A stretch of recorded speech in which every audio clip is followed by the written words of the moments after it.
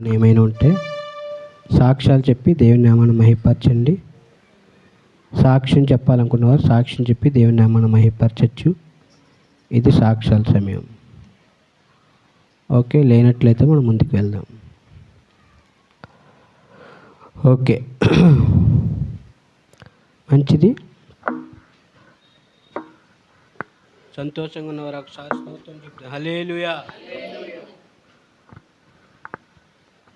గత వార కార్యక్రమాలన్నింటిలో దేవుడు మనకి తోడుగా ఉన్నారు. గత వారం అయితే మనకి శుక్రవారం ప్రార్థన చర్చిలో జరిగింది. ఈ వారం ఎవరు పెట్టుకుంటే వారి దగ్గర జరుగుతుంది. సాధారణంగా రెండో వారం మనం ఉషా గారి ఇంట్లో ఏర్పాటు చేస్తున్నాం. ఉషా గారు ఉంటారా? ఉంటే నెక్స్ట్ వీక్ పెట్టుకుంటారంట, చూద్దాం. ఓకే, చర్చిలో జరుగుతుంది శుక్రవారం. మీరు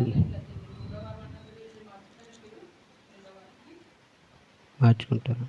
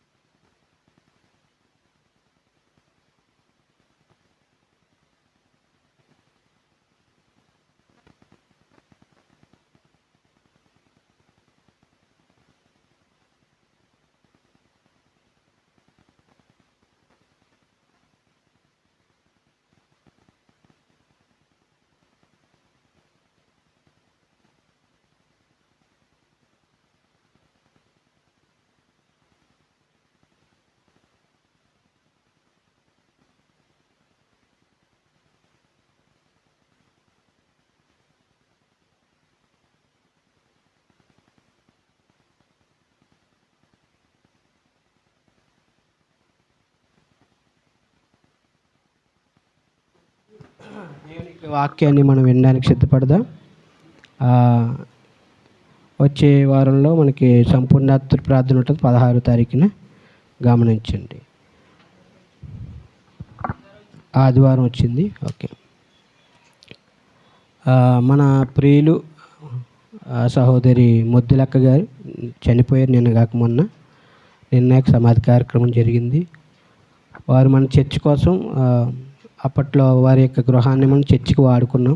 చర్చి అనగానే పాపం ఆమె 500 మనకు తగ్గించి చర్చికి ఇచ్చారు. 3 సంవత్సరాల పాటు వారి ఇంట్లో మనం ఆరాధన జరిగించాము. అలాగే ఏ మీటింగ్ జరిగినా ఏదోటి కానుక లేదంటే బియ్యం ఆమె ముద్దులక్క గారు ఇస్తూ ఉండేవారు. నిన్న మొన్నటి దినం ఆమె నిద్రించారు.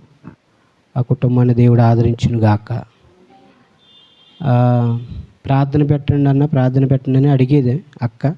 ఈ సందులో ప్రార్థన పెట్టండి, మందిరం తీసేసిన కాడి నుంచి ఇక్కడ ఏదో ఒక చీకటిది జరుగుతూనే ఉన్నాయి గొడవలు అని అక్కే అన్నది. కాబట్టి అప్పుడు కూడా మనం ప్రార్థన కూడా మనం పెట్టాము.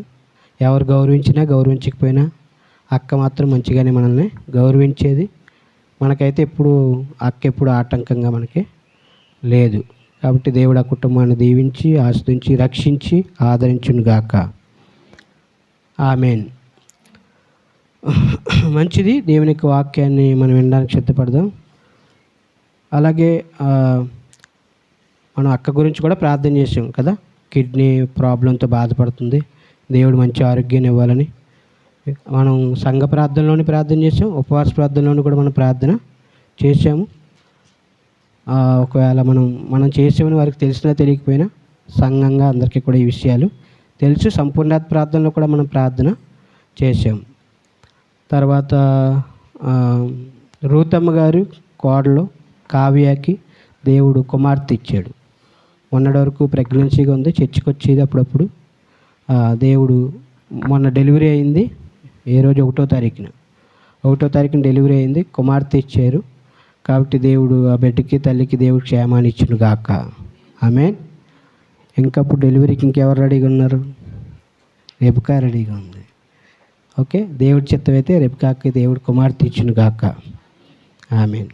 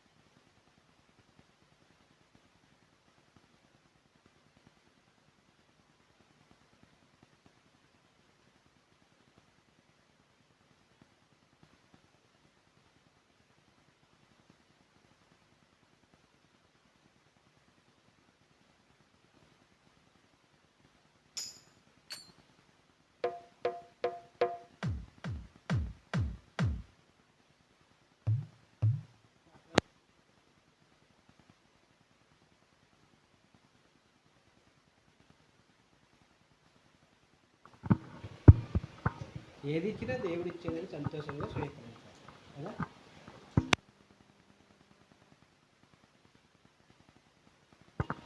మంచిది. దేవునికి వాక్యంలో నుంచి కొంత సమయం మనం దేవుని వాక్యాన్ని మనం విందాం.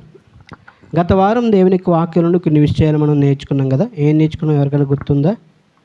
గత వారం మర్చిపోయారా? కీర్తన గ్రంథంలో నుంచి 101వ కీర్తన 6వ వచనాన్ని మనం ధ్యానం చేసాం. ఏంటది? నా దగ్గర ఉండడానికి లోకంలో దేశంలోని నమ్మకస్తులైన వారి కొరకు నేను కనిపెట్టుచున్నాను. నిర్దోష మార్గంలో నడిచేవారు నాకు పరిచారకులు అగుదురు అనే మాటను మనం జ్ఞాపకం చేసుకున్నాం. దాన్ని జ్ఞాపకం చేసుకుంటూ దేవుడు నోటిఫికేషన్స్ ఇచ్చాడు. దేవుడు రాజ్యంలో ఏమున్నాయి? అవకాశాలు ఉన్నాయి. దేవుడు ఆహ్వానిస్తున్నాడు. ఎవరు ఉండగలుగుతారు అక్కడ? నిర్దోష మార్గాన్ని నడిచేవారు, ఇంకా యథార్థంగా నమ్మకంగా ఉండేవారు అక్కడ ఉంటారనేసి 9 మంది వ్యక్తులను మీకు జ్ఞాపకం చేయడం జరిగింది. చెప్పండి ఎవరైనా మీకు గుర్తుంటే. అబ్రహాము, ఏమండి, దానియేలు, హిజ్కియా, నెహెమియా చెప్పానా? నెహెమియా గ్రంథంలో 2 చెప్పాను. నెహెమియా గ్రంథంలో 2 ఎవరు? మోషే గురించి కూడా చెప్పాను. ఏమండి, ఎపెఫ్రా, తుకీకు. నెహెమియా గ్రంథంలో 2 గురించి మీకు చెప్పాను, గుర్తుందా? హనన్య తర్వాత లెమెక్యా ఏదో ఇంకొక ఆయన గురించి కూడా మీకు చెప్పడం జరిగింది. 9వ వ్యక్తి ఎవరు? మనమే కదా. 9వ వ్యక్తిగా మనం ఉండాలి అనే విషయాన్ని గత వారం మనం నేర్చుకున్నాం. ఓకే, హల్లెలూయా. ఈ దినం దేవుని వాక్యం నుండి ఎఫెసీయులకు రాస్తూ అపోస్తలుడైన పౌలు ఎఫెసీయులకు రాసిన పత్రిక 5వ అధ్యాయం, ఇది ఎక్కువగా మనం చదువుతూ ఉంటాం ఈ మాట. 5వ అధ్యాయం 15వ వచనం మొదటి మాట ఒకటే, దినములు చెడ్డవి గనుక మీరు సమయమును పోనీయక సద్వినియోగం చేసుకుని. అక్కడ వరకే. అక్కడ మీరు గమనించారా? పాయింట్లు ఉన్నాయి అక్కడ, చుక్కలు ఉన్నాయి అక్కడ, కామా పులి స్టాప్ 2 కూడా ఉన్నాయి. ఈ మాట దేవుడు మనతో మాట్లాడాలని మనం కోరుకుందాం. దేవునికి మహిమ కలుగును గాక. ఎఫెసీయులకు రాస్తూ అపోస్తలుడైన పౌలు 5వ అధ్యాయంలో చాలా గొప్ప గొప్ప విషయాలు చెప్పాడు. ఎఫెసీ సంఘాన్ని ఉద్దేశించి అనేక గొప్ప మర్మాలు అక్కడ ఆయన చెప్పడం జరిగింది. అయితే ఇక్కడ మనం చూస్తున్నప్పుడు 15వ వచనంలో 2 మాటలు చెప్తున్నాడు. ఏమంటున్నాడంటే, దినములు చెడ్డవి. ఏం చెడ్డవి? దినములు చెడ్డవి. గనుక అని అక్కడ ఆపాడు. దినములు చెడ్డవి గనుక. ఆ రోజుల్లో రోజులు ఎలా ఉన్నాయో మనకు తెలియదు, కానీ ఈ రోజులకు కూడా ఈ మాట చాలా బాగా పర్ఫెక్ట్గా సరిపోతుంది. దినములు చెడ్డవి. అవునా కదా? రోజులు మంచిగా ఉన్నాయా? ఈ రోజులు మంచిగా లేవు కదా? బయటికి వెళ్ళిన మనిషి ఇంటికి వస్తాడో లేదో తెలియదు కదా? ఎప్పుడు ఆరోగ్యం ఎలా ఉంటుందో ఎలా ఉండదో తెలియదు. మనం తినే తిండి మంచిది కాదు, మనం పీల్చుకుంటున్న గాలి మంచిది కాదు, మనం తాగుతున్న నీరు మంచిది కాదు కదా? మన చుట్టుపక్కల ఉన్న మనుషులు మంచోళ్ళు కాదు. ఇక ఇలాగ ఎన్నో విషయాలు మనం గమనించుకుంటూ వెళ్ళినట్లయితే దినములు చాలా చెడ్డగా ఉన్నాయి. దినములు చాలా చెడ్డవి. మనం పేపర్ తిరగేస్తే చాలు, టీవీ పెడితే చాలు, ఇక్కడ అలా జరిగింది, ఇక్కడ ఇలా జరిగింది, ఇక్కడ అలా జరిగింది, ఇక్కడ ఇలా జరిగింది, ఎంతో భయంకరమైన వార్తలు, వినకూడని వార్తలు, మనం జీర్ణించుకోలేని వార్తలు మనకు వినబడుతూనే ఉన్నాయి. అవునే కదా? ఒకప్పుడు తప్పు అని అనిపించేవి ఈరోజు తప్పులా అనిపించడం లేదు. ఒకప్పుడు తప్పు అని అనిపించే మాటలు కానీ క్రియలు కానీ ఈరోజు కామన్ అయిపోతున్నాయి అన్నమాట. ఉదాహరణకి ఎవరైనా తాగారనుకోండి, ఏమనేవారు అంటే తాగుబోతుడు అనేవారు.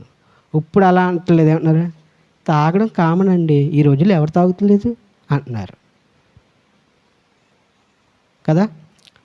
అలాగా అంటే ప్రతిదానికి కూడా ఏమవుతుందంటే తప్పులా అనిపించడం లేదు, తప్పులాగా అనిపించడం లేదు. ఇంకా ఏదైనా తీసుకోండి, దినములు చెడ్డవి, నీతికి రోజులు కాదు, మంచికి రోజులు లేవు, అన్యాయమే గెలుస్తుంది, అక్రమమే గెలుస్తుంది, దుష్టత్వమే గెలుస్తుంది కదా? దినములు చెడ్డవి. పిల్లల విషయంలో చూసినా, పెద్దల విషయంలో చూసినా, యవనస్తుల విషయంలో చూసినా, స్త్రీల విషయంలో చూసినా, పురుషుల విషయంలో చూసినా, ఏ కోణంలో చూసినా, ఏ శాఖలో చూసినా దినములు చెడ్డగానే మనకి కనపడుతున్నాయి. హల్లెలూయా. ఇలాంటి సమయం దేవునికి వాక్యంలో 2 తిమోతిలకు రాస్తూ అపోస్తలుడైన పౌలు 3వ అధ్యాయంలో దినములు ఎలా చెడ్డవవుతాయి, ఎవరి వల్ల చెడ్డవవుతాయి అంటున్నాడు కదా. 3వ అధ్యాయం 1వ వచనంలో అంచె దినములలో అపాయకరమైన కాలములు వచ్చినని తెలుసుకో.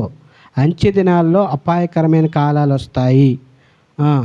ఎందుకంటే మనుషులు స్వార్థప్రియులు, ధనాపేక్షలు, బెంకములాడివారు, ఏమండి, అహంకారం కలిగిన వారు, ఏమండి, తిట్టేవారు, తల్లిదండ్రులకు విధేయత చూపకుండా ఉండేవారు, కృతజ్ఞత లేనివారు, అపవిత్రులు, అనురాగరహితులు, అతిద్వేషులు, అపవాదకులు, అజితేంద్రియులు, క్రూరులు, సజ్జన దేశాలు అంటే మంచోళ్ళు తిడతారు, ద్రోహం చేసేవారు, మూర్ఖంగా ఉంటారు, గర్వంగా ఉంటారు, దేవుని కంటే సుఖమే ఎక్కువ వాళ్ళకి, పైకి భక్తిగా ఉంటారు, దాని శక్తి అంటే ఏంటి వారికి తెలియదు. మనుషులు ఇలా మారిపోతారు, దినములు చెడ్డవి అంటున్నాడు అనమాట.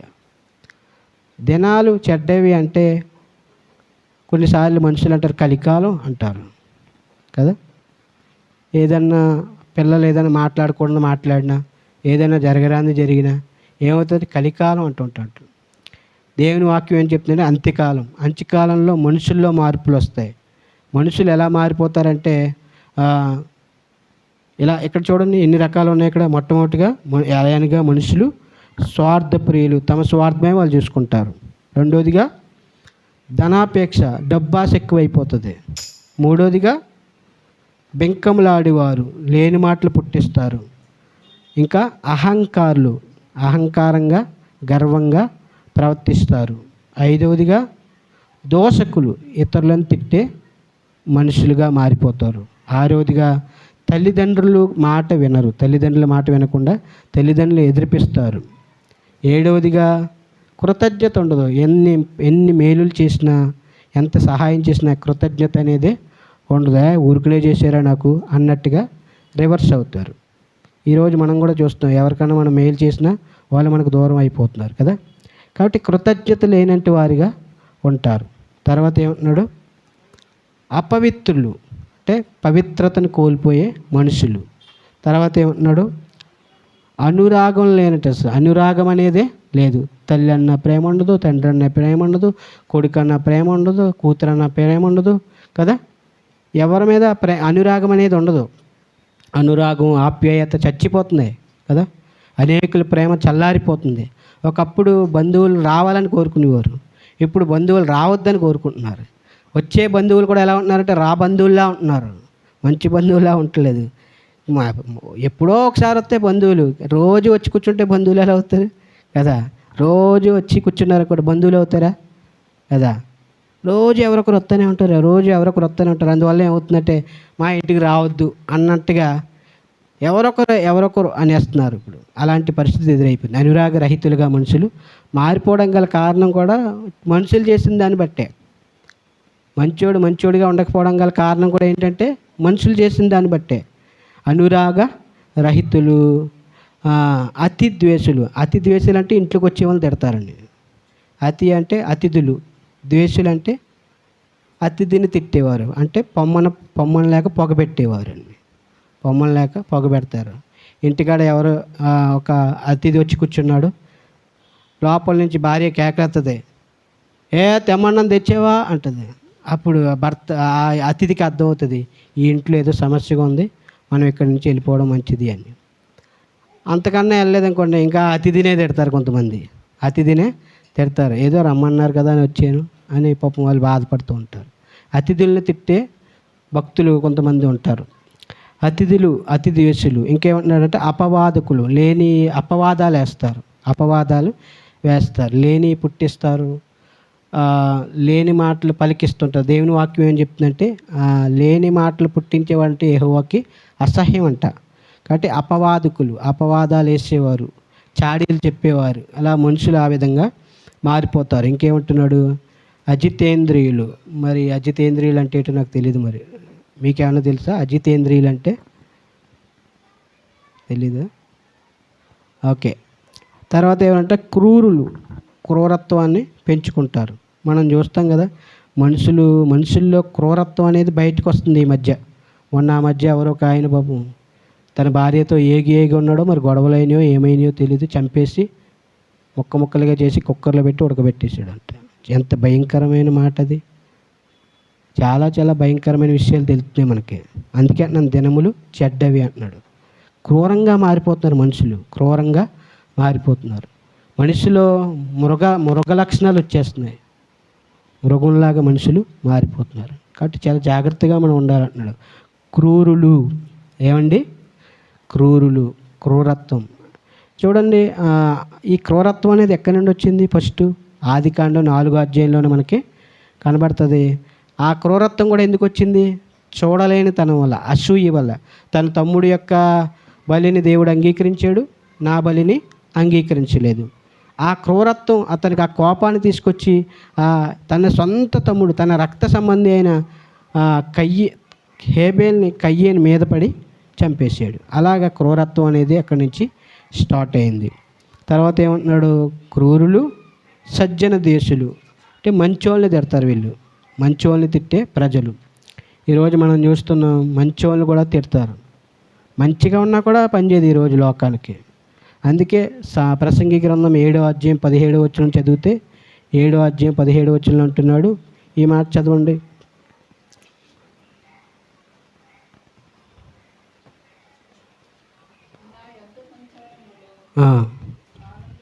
7:17 ప్రసంగి.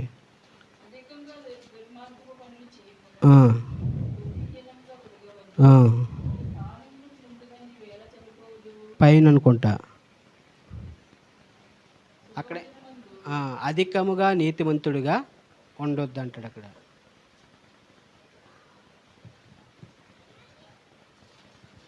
ఓకే, అక్కడ ఏమంటున్నాడంటే అధికంగా నీతిమంతుడిగా ఉండొద్దు, అధికంగా దుర్మార్గ పనులు చేయొద్దు, అన్ని కాలానికంటే ముందుగా నువ్వు ఎందుకు చనిపోతావు అంటాడు. అదే ఆ మాట ఎక్కడుంది? అది 16వ వచనంలో మనకి కనబడుతుంది. ఇంకా పైన ఏముంది? అదే ఉందా? ఓకే, అధికంగా నీతిమంతుడిగా ఉంటే ఏమవుతుందంటే మనుషులు మనల్ని చేతకాలైన వాళ్ళగా చేస్తారు. అంటే పాస్టర్ గారు మరి మమ్మల్ని ఎలా ఉండమంటారు అని అనకండి. ఆ సమయాన్ని బట్టి, ఆ సందర్భాన్ని బట్టి జ్ఞానంగా నడుచుకోండి అంతే. దేవుడు కూడా అదే చెప్పాడు. ఏమన్నాడు? తోడేళ్ళ మధ్యకి గొర్రెని పంపించినట్టుగా నేను మిమ్మల్ని పంపిస్తున్నాను. పావురం వలె నిష్కపటలను, పాము వలె వివేకంగా మీరు ఉండండి అన్నాడు. కానీ పాములా బుసకొట్టండి, పావురులాగా ఎగరండి, ఇవన్నీ చెప్పలేదైనా. నిష్కపటంగా ఉండండి, అలాగే ఎలా ఉండాలంట, పాములాగా వివేకంగా ఉండండి. పాము ఎక్కడో అలికిడి అవుతే ఇక్కడ తప్పించుకుని వెళ్ళిపోతుంది, అంత చాలా తెలివైందంట. అందుకే భూజంతువులన్నిటిలోకల్లా దేవుడు సర్పం గురించి ఏమని రాస్తుంది, భూజంతువులకల్లా సర్పం యుక్తి కలదే ఉండేననే మాట మనకి కనబడుతుంది. ఓకే, ఎంతవరకు వచ్చి మనం క్రూరులు సజ్జన ద్వేషులు. కాబట్టి సజ్జనుడు అంటే మంచివాడు, సజ్జనుడు దుర్జనుడు, సజ్జనుడు దుర్జనుడు. సజ్జనుడు అంటే మంచి మనుషులు, మంచి మనుషులు తిట్టే ప్రజలు తయారవుతారు. ఈరోజు మనం ఏం చేసామని మనల్ని అందరూ తిడుతున్నారు. క్రైస్తవులు అంటే ఎవరికి పడడం లేదు, క్రైస్తవులు అంటే ఎవరికి ఇష్టం లేదు. ఎందుకంటే క్రైస్తవులు స్కూళ్ళు పెట్టారు, క్రైస్తవులు హాస్టల్స్ పెట్టారు, క్రైస్తవులు కుష్ఠరోగులను ఆదుకున్నారు, క్రైస్తవులు విధవరాండ్రకి ఆశ్రమాలు ఏర్పాటు చేశారు, క్రైస్తవులు అంటే ఇతరులకు మేలు చేస్తారు. కాబట్టి క్రైస్తవులు అంటే పడదు ఎవరికి కూడా. ఈరోజు క్రైస్తవుడు అంటే ఇల్లేవుడు, క్రైస్తవుడు అంటే నచ్చదు, చర్చికి వెళ్ళే వాళ్ళు అంటే పడదు.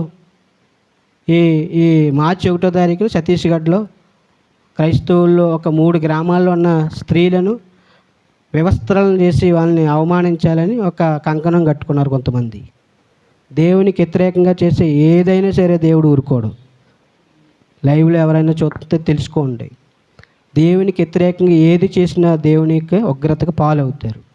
దేవునికి స్తోత్రం. ఎస్తేరు గ్రంథంలో మనం చూస్తాం, దేవుని ప్రజలకి వ్యతిరేకంగా 3 దినాలను వారిని చంపేయాలని ఒక ఆయన కంకణం కట్టుకున్నాడు. రాజు దగ్గర నుంచి ఆజ్ఞ కూడా జారీ చేసాడు ఆయన. యూదులు అనేవాళ్ళు ఉండకూడదు, వాళ్ళని చంపేవాలి అనేసి అనుకున్నాడు. అయితే దేవుడు దాన్ని తారుమారు చేసాడు. ఎవరితో పెట్టుకుంటున్నారు, దేవుడితో పెట్టుకుంటున్నారు. కాబట్టి మామూలుగా ఉండదు. మీరు పీఠాధిపతులు అవ్వచ్చు, ఎవరైనా అవ్వచ్చు, దేవుడితో పెట్టుకుంటే దేవుడు ఉగ్రత మీరు చూడవలసి వస్తుంది. దేవునికి స్తోత్రం, హల్లెలూయా. కాబట్టి దేవుని వాక్యం చెప్తుంది కదా, ఇక్కడ ఏమంటున్నట్టే సజ్జన ద్వేషులు, ఇక్కడ ద్రోహులు, ద్రోహం చేసేవారు, నమ్మక ద్రోహం చేసే మనుషులు. యోధా ఉన్నాడు, యోధా ఏం చేశాడు, ద్రోహం చేశాడా? నమ్మిన వారినే ద్రోహం చేశాడు. అందరూ చెప్పారు యోధాను పెట్టుకోవద్దు అంటే పర్వాలేదు అని దేవుడు పక్కనే పెట్టుకున్నాడు. ఎందుకంటే తన యొక్క మాట చూసి, తన యొక్క ప్రవర్తన చూసి, తన ప్రార్థన చూసి, తన యొక్క ఇతరులను తను నడుచుకునే ప్రవర్తన చూసి యోధా మారాలని అనుకున్నాడు ఆయన. కానీ యోధాలో ఏ విధమైన మార్పు లేదు. ఆయన ఏ ఉద్దేశంతో వచ్చాడో ఆ ఉద్దేశాన్ని నెరవేర్చుకున్నాడు. ఆయన ఎందుకు వచ్చాడు? డబ్బు సంపాదించాలని వచ్చాడు. ఆయన ఎందుకు వచ్చాడు? పేరు ప్రఖ్యాతులు సంపాదించుకోవాలని ప్రభు దగ్గరికి వచ్చాడు. అది ఆయనకు దక్కలేదు. అందువల్ల ఏం చేశాడంటే ప్రభువునే అమ్మేసుకున్నాడు. ఇంకా ద్రోహం చేశాడు, నమ్మక ద్రోహం చేశాడు కదా. 30 ఎండి నాణాలకి ప్రభువుని ఆయన అమ్మేసుకున్నాడు. ద్రోహులు, మూర్ఖులు, మూర్ఖత్వంగా ప్రవర్తించే మనుషులు. ఇంకా ఏమంటున్నాడు?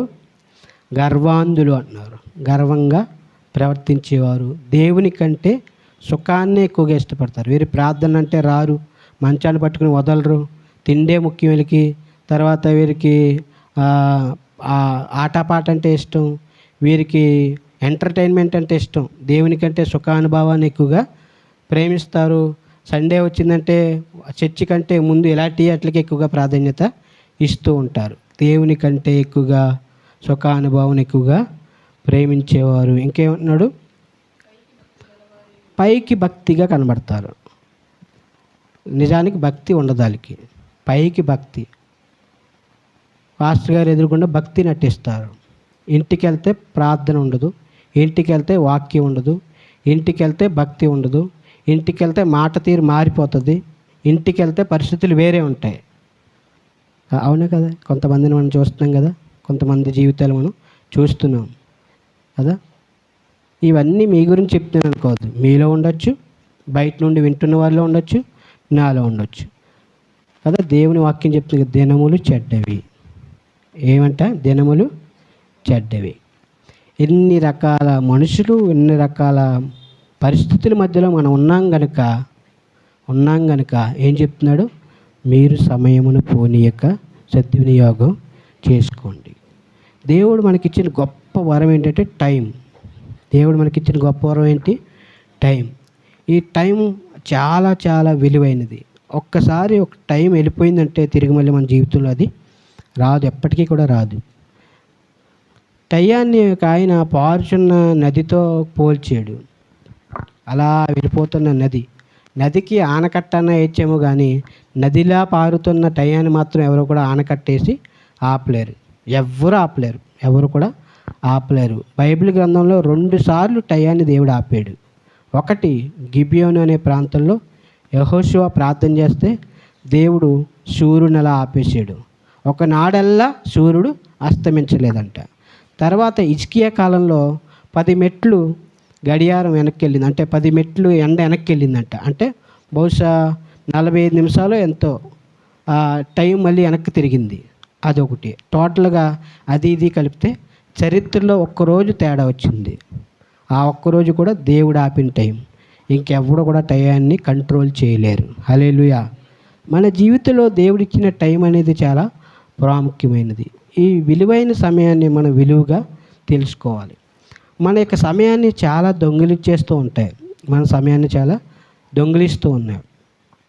సమయపాలన మనం చేస్తే మనం సమయాన్ని సద్వినియోగం చేసుకోగలుగుతాం. సమయాన్ని మనం ఎలా సద్వినియోగం చేసుకోగలుగుతాం అంటే మనం దేని గురించి అయితే సమయం అనుకున్నామో దానికి సమయాన్ని కేటాయించగలిగినప్పుడు మనం సమయాన్ని మనం వృధా చెయ్యం. ఉదాహరణకి మనం 11 గంటలకి ఆరాధన అనుకున్నాం, 11 గంటలకే వచ్చేసాం. నేను 1:30 వరకు ముగిస్తానని చెప్పాను, నేను 1:30కే ముగిచ్చేసాను అనుకోండి, ఈ టయానికి ఇది కరెక్ట్గా జరిగింది. ఇంకో సమయంలో నువ్వు ఇంకోటి అనుకుంటావు, అది కూడా ఆ సమయానికి అది జరగాలి. అంటే టయాన్ని మనం సమయ పాలన చేసినప్పుడు ఆ సమయాన్ని మనం వృధాగా చేసుకోలేం. రెండవది ఏంటంటే ఒక నిర్దిష్టమైన లక్ష్యాన్ని మనం ఏర్పాటు చేసుకున్నప్పుడు మనం సమయాన్ని వేస్ట్ చేయం. ఒక నిర్దిష్టమైన లక్ష్యం, ఒక గోల్, నేను దాన్ని రీచ్ అవ్వాలి, ఒక విషయాన్ని మనం టార్గెట్ పెట్టుకున్నాం, దాన్ని మనం రీచ్ అవ్వాలి. క్రికెటర్స్ కానీ, వాలీబాల్ ఆడేవారు కానీ, టెన్నిస్ ఆడేవాళ్ళు కానీ, తర్వాత సినిమా యాక్టర్లు కానీ అస్సలు టైం వేస్ట్ చేయరు. వాళ్ళు ఏదో ఒకటి చేస్తూనే ఉంటారు. వాళ్ళు గోల్ పెట్టుకుంటారు, ఆ గోల్ ప్రకారం వెళ్ళిపోతూ ఉంటారు. సినిమా యాక్టర్లు ఉన్నారనుకోండి, ఈ సినిమాలో నువ్వు బాడీ స్ట్రక్చర్ మార్చాలని డైరెక్టర్ చెప్తాడు. ఆ బాడీ స్ట్రక్చర్ మార్చడం కోసం ఆయన ఏం చేస్తాడంటే ఆయన అవసరమైతే ఉపవాసాలు ఉంటాడు. తర్వాత ఆయన తన బాడీ లాంగ్వేజ్ మొత్తం మార్చేసుకుంటాడు. లావుగా కనబడాలని చెప్పాడనుకోండి డైరెక్టర్, లావుగా కనబడతాడు. నువ్వు హ్యాండ్సమ్గా కనబడాలని డైరెక్టర్ చెప్పాడనుకోండి, ఆ హ్యాండ్సమ్గా కనబడడం కోసం ఏం చేస్తాడంటే ఎక్సర్సైజ్లు చేస్తాడు, తర్వాత డైటింగ్లు చేస్తాడు, అది చేస్తారు, ఇది చేస్తారు. తర్వాత నువ్వు కొంచెం జుట్టు పెంచుకుని నువ్వు ఇలా కనబడాలి అన్నారనుకోండి, 2-3 నెలల వరకు కట్ చేసుకోకుండా జుట్టు ఇలా పెంచుకుంటాడు. ఇలాగా దానికోసం వాళ్ళు సమయాన్ని తీసుకుని ఏం చేస్తారంటే అస్సలు వృధా చేయకుండా వాళ్ళు ఏం చేస్తారంటే వాళ్ళు ఏదైతే అనుకున్నారో దాని ముందుకు వెళ్తారు. క్రికెటర్స్ అవ్వచ్చు, తర్వాత వాలీబాల్ ఆడేవారు కానీ, స్పోర్ట్స్ మ్యాన్ అవ్వచ్చు, ఇంకా ఎవరినైనా తీసుకోండి, వారు ఒక లక్ష్యాన్ని పెట్టుకుని ఆ లక్ష్య ప్రకారం వారు ముందుకి వెళ్తూ ఉంటారు. సమయాన్ని మనం వృధా చేయకూడదు. ఏదో ఒక లక్ష్యం నువ్వు పెట్టుకోవాలి, ఆ లక్ష్య ప్రకారం నువ్వు పని చేయాలి. అప్పుడు టైం అనేది వేస్ట్ కాదు. ఏ లక్ష్యం లేనంటే వాడికి సమయం విలువ తెలియదు. ఏదో ఒక లక్ష్యం పెట్టుకున్న వాడికి సమయం విలువ అనేది తెలుస్తుంది. పొద్దున్నే లెగిసి ఏం చేయాలి అంటాం, ఏ లక్ష్యం నీకు లేదు కాబట్టి. ఈరోజు సెలవే కదా, ఈరోజు ఏం చెయ్యాలి అని అనిపిస్తూ ఉంటుంది. పిల్లలు అవ్వచ్చు, పెద్దవాళ్ళు అవ్వచ్చు, సెలవైనా ఏదైనా మనం ఆ సమయాన్ని ఒక లక్ష్యాన్ని, ఒక టార్గెట్ని మనం పెట్టుకున్నప్పుడు టైం అనేది వృధా కాకుండా పోతుంది. దేవుని స్తోత్రం, హల్లెలూయా. తర్వాత మన సమయంలో కొంత సమయాన్ని మనం ఏం చేయాలంటే ఇతరులతో సంభాషించడానికి, ఇతరులతో మాట్లాడడానికి, ఇతరుల యొక్క బాగోగులు తెలుసుకోవడానికి కొంచెం నవ్వాలి, కొంచెం నవ్వుతూ ఉండాలి. సమయాన్ని ఎప్పుడు ఏడుపు మొహాలు వేసుకుని ఉండకూడదు. నవ్వుతూ ఆ సమయాన్ని మనం ఇతరులతో పలకరిస్తూ ఉండాలి. కొన్నిసార్లు అందరూ మనల్ని పలకరించాలని అనుకుంటాం, మనం మాత్రం ఎవరిని పలకరించేది ఉండదు. కాబట్టి ఇతరులతో కొంత సమయం మనం కేటాయించాలి. వారితో మనం మాట్లాడాలి, వారితో ప్రతిస్పందించాలి, వారికి మనం కొంత సమయాన్ని కేటాయించేవారిగా ఉండాలి. ఇవన్నీ మనం చేస్తుంటాం, కానీ ఇవన్నీ మనం కొన్నిసార్లు చేయకపోవచ్చేమో. కానీ ఇంకా చాలా విషయాలు ఉన్నాయి. ఒక మంచి పుస్తకం చదివానుకోండి, అది మనసుకు ఎంతో ఉల్లాసాన్ని, ఉత్సాహాన్ని మనకి ఇస్తుంది. ఇలాగ కొన్నిట్లకి మనం సమయాన్ని మనం కేటాయించినప్పుడు ఏమవుతుందంటే మన సమయం అనేది వృధా కాకుండా ఉంటుంది. హల్లెలూయా, హల్లెలూయా. కాబట్టి మన సమయాన్ని మనం వృధా చేయకుండా ఏం చేయాలంటే సద్వినియోగం చేసుకోవాలి. హల్లెలూయా. సమయాన్ని సద్వినియోగం మనం చేసుకోవడానికి మనం ఉపయోగించుకోవడానికి ప్రయత్నం చేయాలి. స్తోత్రం చెప్పండి. హల్లెలూయా. కాబట్టి కొన్నిసార్లు టీవీ చూస్తూ ఉండిపోతాం, దాంతో టైం వేస్ట్. 11 అయిపోయిందా, ఇక్కడికి వెళ్ళాలి కదా, అక్కడికి వెళ్ళాలి కదా అనిపిస్తుంది. తర్వాత సెల్ ఫోన్ చూస్తూ ఉండిపోతాం, అరే 2 అయిపోయింది, అక్కడికి అపాయింట్మెంట్ ఇచ్చారు, మనం అక్కడికి వెళ్ళాలి కదా, మర్చిపోయానే అని కొన్నిసార్లు అనిపిస్తుంటుంది. ఇంకా కొన్నిసార్లు సిస్టంలో, కొన్నిసార్లు ట్యాబ్లో, కొన్నిసార్లు సెల్ ఫోన్లో, కొన్నిసార్లు ఫోన్ మాట్లాడుతూనే అసలు ఆ అవతల వ్యక్తితో మనం ఎంతవరకు అవసరం అంతవరకు మాట్లాడడం. కొన్నిసార్లు ఏమవుతుందంటే ఎక్కువ మాట్లాడేస్తూ ఉంటాం. అవతల వ్యక్తి మనతో ఎత్తుతున్న సందర్భాలను ఎత్తుకుని ఏం చేస్తామంటే అది ఇది అది ఏదేదో వెళ్ళిపోయి అసలు సమయం 5 నిమిషాలు మాట్లాడాలనుకున్నది ఏమవుతుందంటే 55 నిమిషాలు మాట్లాడతాం. ఈలోగా ఏమవుతుందంటే టైం వేస్ట్. ఆయనతో మాట్లాడడం వల్ల మనకి ఏం ఉపయోగం?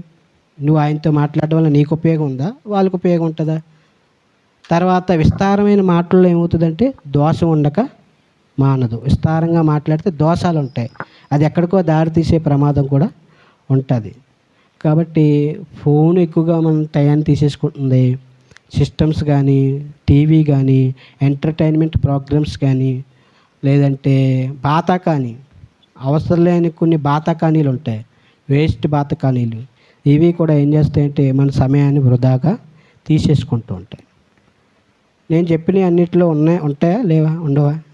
ఉంటాయా కదా? ఇంకా కొన్ని ఉండొచ్చేమో. నా అవగాహన బట్టి, నాకున్న తెలివిని బట్టి కొన్ని విషయాలు మాత్రం నేను జ్ఞాపకం చేసినవి. కామన్గా ఇవన్నీ కూడా మనకి జరుగుతున్నాయి. కొన్నిసార్లు అవసరం లేకపోయినా మనం ఎదరోళ్ళ దగ్గరికి వెళ్ళి అక్కడ కూర్చుని అక్కడ టైం వేస్ట్ చేస్తాం.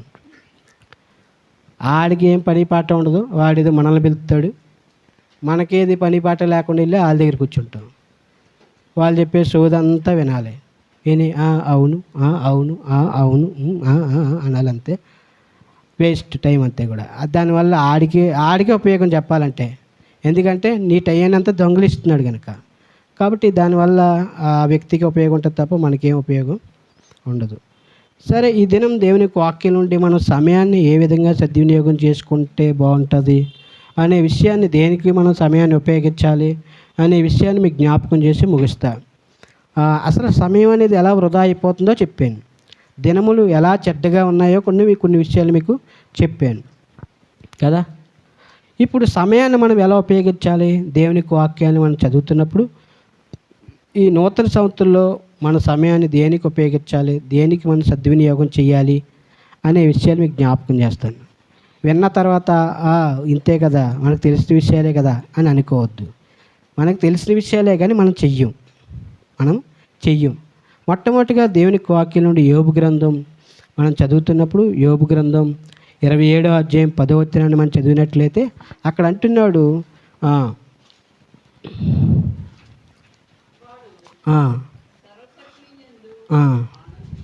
వాడు సర్వశక్తిని యందు ఆనందిస్తాడా? అన్ని సమయాల్లోనూ. చూడండి, ఇక్కడ ఏమంటున్నాడంటే అన్ని సమయాల్లోనూ బుద్ధిహీనుడు ప్రార్థన చేస్తాడా? బుద్ధిహీనుడు గురించి పైన చెప్తున్నాడు. చెప్తూ అతడు అంటున్నాడు, అన్ని సమయాల్లో ప్రార్థన చేస్తాడా? సమయాన్ని ఆయన పోగొట్టుకుంటాడు కదా. కాబట్టి మనం సమయాన్ని దేనికి వాడాలి అంటే ప్రార్థన చేయడానికి మన సమయాన్ని మనం వాడాలి. హల్లెలూయా. ప్రార్థనకి కొంత సమయాన్ని నువ్వు కేటాయించుకోవాలి. నిజానికి రూల్ ప్రకారం మనం మాట్లాడవలసి వస్తే రోజులో 2.5 గంటలు దేవుడికి మనం ఇవ్వాలి. రోజులో 2.5 గంటలు దేవుడికి ఇవ్వాలి. దాంట్లో 10వ భాగం అంటే 2.5 గంటలో 10వ భాగం అన్న ఇస్తున్నాము మనం. గంటలో ఎంత గంటలో 6 నిమిషాల 6 6 12 + 3, కనీసం పావు గంట అన్న దేవునికి ఇస్తున్నావా? కానీ ఏం చేస్తున్నారంటే 1% 2.5 నిమిషాలు 3 నిమిషాలు ప్రార్థన చేసి ముగిచ్చేసుకుంటున్నా.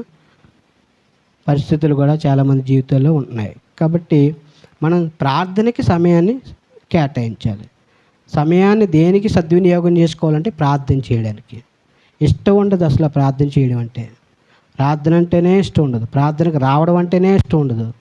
కానీ అదే నిజమైన సద్వినియోగం చేసుకోవడం అంటే ఏంటంటే అదే ముఖ్యమైనది.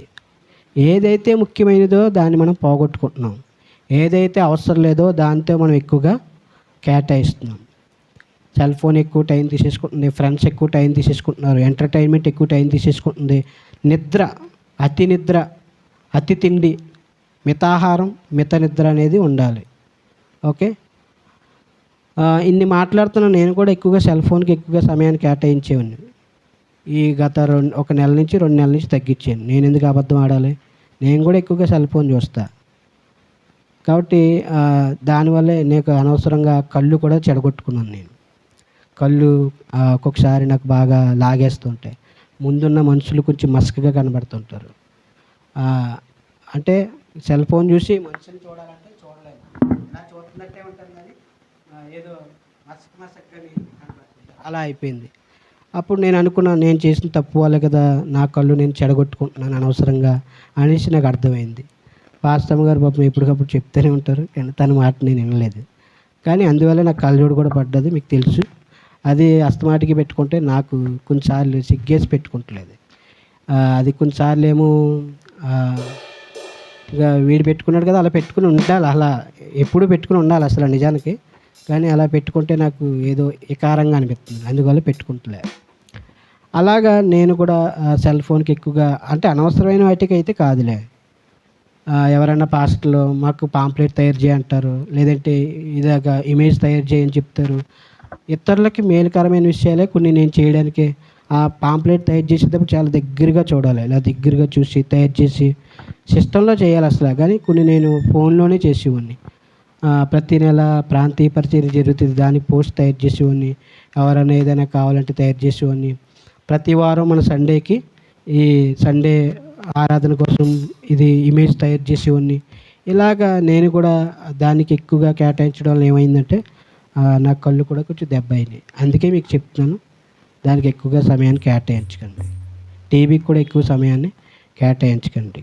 ఓకే ఓకే ఇక్కడ ఏమంటున్నాడంటే ప్రార్థనకి ఎక్కువ సమయాన్ని కేటాయించండి.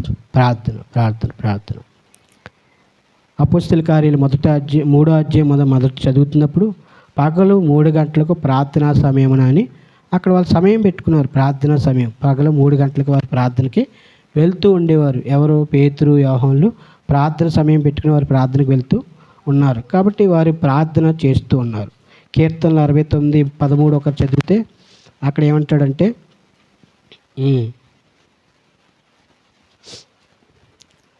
స్పీడ్గా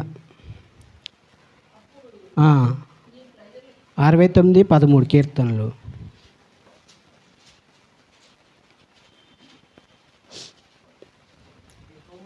యెహోవా అనుకూల సమయమున నేను నిన్ను ప్రార్థించుచున్నాను. దేవా, నీ కృపా బాహుల్యమును బట్టి, నీ రక్షణ సత్యమును బట్టి నాకు ఉత్తరమే. ఇక్కడ అంటున్నాడు, అనుకూలమైన సమయంలో నేను నీకు ప్రార్థన చేస్తున్నాను. ఎవరికి అనుకూలమైన సమయం? దేవునికి అనుకూలమైన సమయమా? ఈయనకి అనుకూలమైన సమయమా? బహుశా ఆయన అన్నాడు దావీదుకి అనుకూలమైన సమయం అది. అక్కడ అంటున్నాడు కదా, అనుకూల సమయం అంది ప్రార్థన చేస్తున్నాను, దేవా నాకు ఉత్తరం ఇవ్వు, నాకు జవాబు ఇవ్వు అంటున్నాడు. కాబట్టి ఒక సమయాన్ని అనుకూలపరుచుకుని, సమయాన్ని కేటాయించుకుని, సమయాన్ని సద్వినియోగం చేసుకుని ప్రార్థన చేయాలి. అది చూడండి, మా పెద్ద మేడం గారని ఒక మేడం గారు ఉండేవారు, మాకు వార్డెన్ గారు. ఆవిడకి షుగర్ ఉండేది అనమాట. షుగర్ ఉండేది ఆవిడకి. చిన్న కందిరేదిరే అక్కడ ఉంది. ఎంత ప్లేట్ ఉండేది ఆవిడది, చిన్న ప్లేటు, ఇంత ప్లేటే ఉండేది, ఇంతే అన్నం పెట్టుకునేది. పాపం పెద్ద మేడం గారు ఇంత లావు ఉంటారు, ఏం తినలేదు పాపం ఈవిడి అనుకునేవాళ్ళు మేము. అంత పెట్టుకునేది, తినేసేది, మళ్ళీ అరగంట అయిన తర్వాత మళ్ళీ అంత పెట్టుకునేది, మళ్ళీ తినేసేది, మళ్ళీ తర్వాత అరగంట తర్వాత మళ్ళీ అంత పెట్టుకునేది. అర్థమవుతుందా? అంటే ఏంటి, ఒకసారి తింటే ఆవిడ ఏం చేసిందంటే అరగంటకి మనం కూడా ఏం చేయాలంటే ఒకేసారి అరగంట గంట కూర్చుని నువ్వు ప్రార్థన చేసే అవకాశం నీకు లేకపోతే అనుకూలమైన సమయం అయినప్పుడల్లా 10 నిమిషాలు, పావు గంట, 10 నిమిషాలు, 5 నిమిషాలు, ఎప్పుడు టైం కుదిరితే అప్పుడు ప్రార్థన చేయి. కానీ టైం వేస్ట్ చేసుకోవద్దు. హల్లెలూయా కదా. మనం అనుకుంటాం రోజు ప్రార్థన సమయం 3 గంటలకు అన్నాడు కదా బైబిల్ గ్రంథంలో, 3 గంటలకు పెడతాం. అప్పుడు పిల్లలు స్కూల్ నుంచి వచ్చి టైం అవుతుంది కదా. తర్వాత 3 గంటలకి ఏమవుతుందంటే అప్పుడే ఏదో ఒక పని తగులుతుంది మనకి. రేపు మీ అబ్బాయి ఎన్ని గంటలకి స్కూలు? అదిగో మీది 3ఏనా? అదిగో 3. ఇంకెవరిది? మీది 3నా 4? అదిగో అలాగా. అప్పుడు 3 గంటలకి ఇంకేం ప్రార్థన చేస్తాం? కాబట్టి మనం అనుకున్న సమయం మనకు కుదరలేనప్పుడు మనకు అనుకూలమైన సమయంలో మనం దేవునికి ప్రార్థన చేయాలి. కీర్తనలు 55:17 చదివితే అక్కడ అంటున్నాడు, సాయంకాలమున, ఉదయమున, మధ్యాహ్నమున నేను ప్రార్థన చేస్తున్నాను అంటాడు దావీదు. ఏం చేస్తా? సాయంకాలమున, ఉదయమున, మధ్యాహ్నమున ధ్యానిస్తాను, మొరపెడతాను, ఆయన నా ప్రార్థన అలిగిస్తాడు. ఎప్పుడంట? సాయంకాలం, మార్నింగ్, మధ్యాహ్నం. 3 పూట్ల తింటున్నాం కదా. 3 పూట్ల తింటామా? 3 పూట్ల కూడా ప్రార్థన చేయాలని దావీదు ఇక్కడ మనకి గుర్తు చేస్తున్నాడు. మనం తినే ఆహారం మన శరీరానికి అయితే మనం చేసే ప్రార్థన మన ఆత్మను బలపరుస్తుంది, దేవునితో సన్నిహితమైన సంబంధాన్ని మనకి అనుగ్రహిస్తుంది. దేవుని స్తోత్రం. మొట్టమొదటిగా మన సమయాన్ని దేనికి కేటాయించాలంటే ప్రార్థనకి మన సమయాన్ని కేటాయించాలి. రెండోది మనం చూస్తున్నాం ప్రకటన గ్రంథం 1వ అధ్యాయం 3వ వచనంలో, ఇది అందరికీ తెలిసిన విషయం అని చెప్పాను కదా. ఇక్కడ అంటున్నాడు, సమయం సమీపించుచున్నది కనుక ఈ ప్రవర్తన వాక్యములను చదువువాడును, వినివాడును, వాటి ప్రకారం గైకొనువాడును, వాటి ప్రకారం ప్రవర్తించేవాడును ధన్యుడు అంటున్నాడు. సమయం సమీపిస్తుంది, సమయం అయిపోతుంది, కాలం అయిపోతుంది, టైం అయిపోతుంది. కాబట్టి ఏం చేయాలి? వాక్యాన్ని చదవాలి. చాలాసార్లు జనవరి 1 వచ్చేటప్పటికి ఏమనిపిస్తుందంటే, ఏదేమైనా ఈ సంవత్సరం బైబిల్ ఖచ్చితంగా పూర్తి చేయాలి, రోజుకి 2-3 అధ్యాయాలైనా గట్టిగా చదవాలి అని బైబిల్ తీసి కూర్చుంటాం. ప్రజెంట్ స్టార్టింగ్లో బాగానే చదువుతాం, తర్వాత ఏమవుతుందంటే ఆనవాళ్ళు పెట్టుకుంటాం, తర్వాత చదువుదాంలే అంటే ఆ తర్వాత ఏమవుతుందంటే అలా లేట్ అయిపోతుంది. కొన్నిసార్లు ఈరోజు చదవాల్సింది రేపు చదవాల్సింది ఎల్లుండే, ఈ 2 రోజులది కలిపి మళ్ళీ 3వ రోజు చదవలేక ఏమవుతుందంటే అలా ఆగిపోతుంది. కాబట్టి ఎక్కువ అధ్యాయాలు చదవనవసరం లేదు. 2 అధ్యాయాలు చదవండి. ఆదివారం వచ్చేటప్పటికి 3 అధ్యాయాలు చదవండి. కాదు రోజుకి 3 అధ్యాయాలు చదివితే, ఆదివారం 5 అధ్యాయాలు చదివితే సంవత్సరానికి బైబిల్ అయిపోతుంది. రోజుకి 3 అధ్యాయాలు, ఆదివారం 5 అధ్యాయాలు చదివారనుకోండి, బైబిల్ అంతా కూడా మనం 1 ఇయర్లో మనం పూర్తి చేయగలుగుతాం. కాబట్టి సమయాన్ని కేటాయించి బైబిల్ వాక్యాన్ని చదవడానికి మనం ధ్యానించాలి. లూకా సువార్త 4:16 ఒకరు చదివితే, నెహెమీయా గ్రంథం 8:3-8 కూడా ఒకరు చదివితే మనం ముందుకు వెళ్దాం.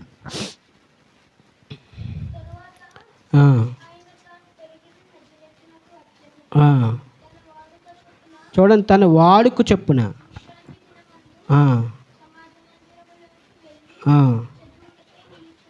ఓకే, తన వాడుకు చెప్పున చదవడానికి ఆయన నిలబడ్డాడు. నిల్చుంటే ఆయనకు ఒక వాక్యాన్ని ఇచ్చారు. ఆ వాక్యం ఆయన చదివారు. ఆయన అన్నాడు, నేడు ఈ మాట మీ వినికిడిలో నెరవేర్చబడ్డదని చెప్పాడు. అప్పుడు ఆ మాట పూర్తయిపోయింది. తన వాడుక, యేసు ప్రభు వారికి ఉన్న వాడుక ఏంటంటే మందిరానికి వెళ్ళే వాడుకుంది, వాక్యాన్ని చదివే వాడుకుంది. ఈరోజు యేసుక్రీస్తు ప్రభు వారే మనకు అన్ని విషయాల్లో మనకి మాదిరి కనుక, మన మాదిరిగా ఉన్న ఆయన ఏం చేశాడు? వాక్యాన్ని చదివారు. ఆయన సమాజ మందిరానికి వెళ్ళాడు.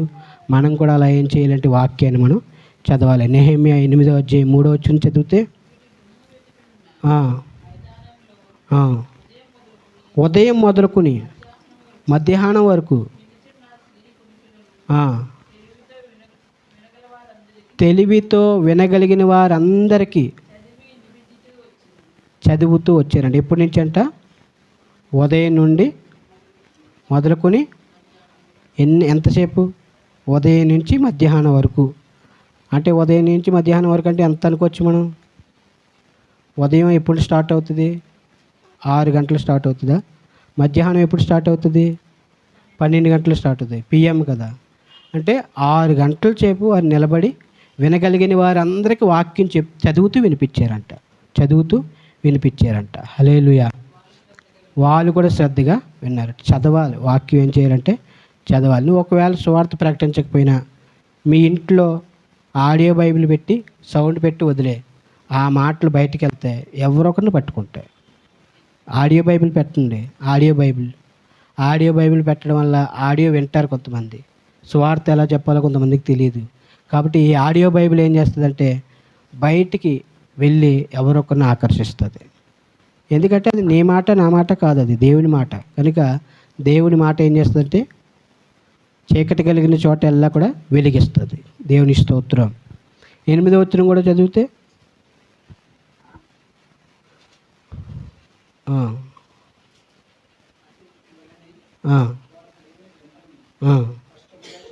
స్పష్టముగా చదివి వినిపించి. ఓకే, స్పష్టంగా చదవాలంట. చదివినప్పుడు కూడా ఎలా చదవాలి? స్పష్టంగా. ఒక్కొక్కసారి పిల్లలు చదివినప్పుడు చూడండి, మాటలు మారిపోతుంటాయి, అర్థాలు మారిపోతుంటాయి. మాకు తాపేశ్వరంలో పాస్టర్ గారు ఒక ఆయన ఉన్నారు, పౌలు గారు అని. ఆయన ఇప్పుడు లేరు. నాకు సండే స్కూల్ చెప్పాడు ఆయన, మా సండే స్కూల్ టీచర్ ఆయన అంతగా చదువుకోలేదు పాపం, కానీ మంచి సేవ చేశాడు. ఈరోజు మంచి సంఘం అక్కడ కట్టబడ్డది. ఆయన చెప్పేవాడు, ఆయన ఏమనేవాడు అంటే ఆయన బిల్డింగ్ ఏమో వెనకాల ఉండేది, ఆయన ముందేమో చాలా ఇల్లులు ఉండేవి. దేవుడు నాకు ముందు భాగాన్ని ఇస్తాడు, మా దగ్గర రావడానికి రాజమార్గంలో దేవుడు చేస్తాడు అని అనేవాడు. అప్పటి అస్సలు అవకాశాలు లేవు. వారి యొక్క ప్రాంతం ఎలా ఉండేదంటే రోడ్డు మీద ఒక పెద్ద లైన్ ఉంది, ఆ వెనకాల లైన్లోనేమో వీరిల్లు, 3వ లైన్ వస్తుంది. ఏమైందో ఏటో రోడ్డు ఎక్స్టెన్షన్లో ముందు భాగాలన్నీ కూడా పోయినాయి. ఇప్పుడు చర్చి బయటికి కనబడుతుంది. ఆయన సండే స్కూల్ చెప్పేవాడు మాకు. మేము అక్కడికి వెళ్ళేవాళ్ళు. పిల్లలందరూ కూడా ఒకరి భుజం మీద ఒకరు చేసి లైన్గా నడుచుకుంటూ వెళ్ళేవాళ్ళు. అక్కడ ఆయనకున్న అలవాటు ఏంటంటే ఏదో ఒక వచనం చెప్పేవాడు. ఆ వచనం కాకుండా ఇంకో వచనం ఏదైనా చదివేసామనుకోండి, అది వివరించేసేవాడు ఆయన. అరే ఇది కాదు నాయన, నేను చెప్పాలనుకున్నది ఇది కాదు నాయన అని అనేవాడు కాదు ఆయన. యెహోవా నా కాపురి, నాకు లేమి కలగదు అని చదవాలనుకోండి, అది ఆయన చెప్పాడు అనుకో, నేనేమో ఒకవేళ యెహోవా నీ గుడారంలో అతిథిగా ఉండదగిన వారు ఎవరు అని చదివాననుకో, ఆయన ఏం చేసేవాడు, ఎవరు దేవుని గుడారంలో అతిథిగా ఉండదగిన వారు ఎవరు అని దాని గురించి చెప్పేవాడు ఆయన. అరే నేను 23వ అధ్యాయం చదవమన్నాను కదా అని అనేవాడు కదా ఆయన. కొన్నిసార్లు ఆ వాక్యం చదివేటప్పుడు ఒక ఆయన పెళ్లిలో మంచి అడవుడిగా ప్రసంగం చేస్తూ భార్య దొరికిన వారికి మేలు దొరికిన అనే వాక్యం చదవబోయి భార్య దొరికిన వారికి తేలు దొరికినని చదవగానే మరి అతి తప్పునైనా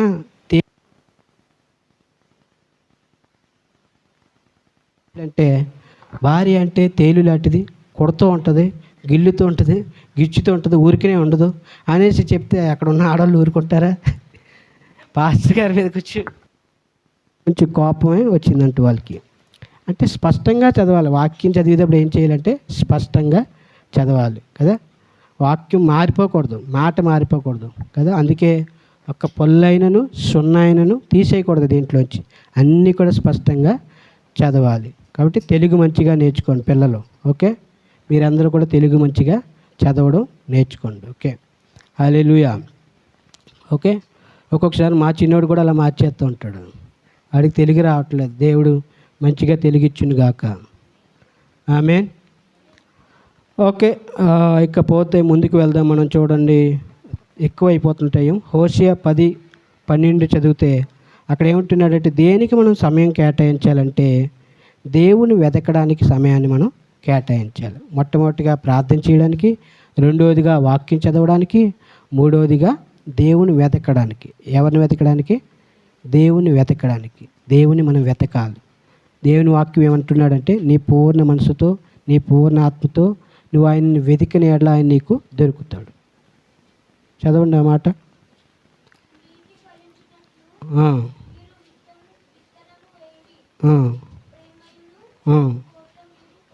కోయిడి యెహోవాని వెదుకుటకు ఇదే సమయం, ఇదే సమయం, సమయం ఉంది. ఆయన దొరికే సమయంలో మనం ఆయనను మనం వెతకాలి.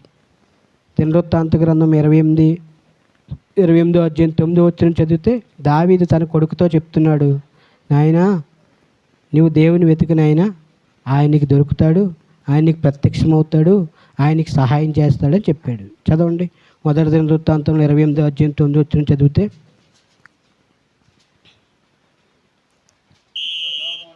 సొలొమోనా నా కుమారుడా,